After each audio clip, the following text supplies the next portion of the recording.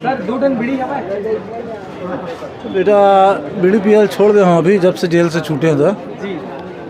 कहा है मनोज वर्मा जी है बहुत डांटे रही से कि अब भूलन रिलीज होते अब बीड़ी पीना छोड़ दो। मतलब जेल में गए और आप मन बहुत कुछ सुधार हो गया। हाँ जेल में जाए के बाद शांत शरीर है बेटा हो गया सब अब जीना है तो छोड़ना पड़े ही।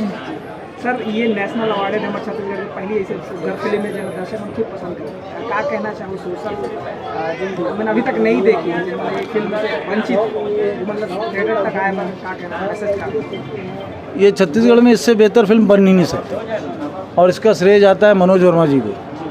हम तो एक पात्र हैं और जो उन्होंने हमारी जवाबदारी दी थी हमने निभा दिया मगर सारा श्रेय जाता है मनोज वर्मा जी को क्योंकि 4 साल तक के वो आदमी इस फिल्म को इस स्टोरी को साधा है और साधना के रूप में ये फिल्म सामने आई है तो इसका सारा श्रेय मनोज वर्मा जी को जाता है। चलो ठीक है सर बहुत बहुत धन्यवाद। आप कुछ कहना चाहते हो आज फिल्म लगी और जो नेशनल अवार्डेड फिल्म बहुत खुशी की बात है कि हमारे छत्तीसगढ़ के पिक्चर आज नेशनल अवार्ड जीता थे।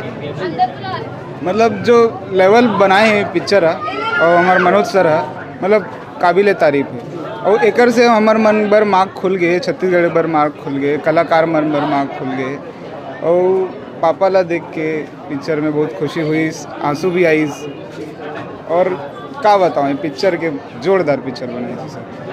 और एमा के जो डायलॉग मन फेवरेट है आपके पिताजी के कोई डायलॉग या फिर ये फिल्म से संबंधित डायलॉग अगर बोलना चाहिए। फिल्म से संबंधित मेरे पापा का एक डायलॉग है कि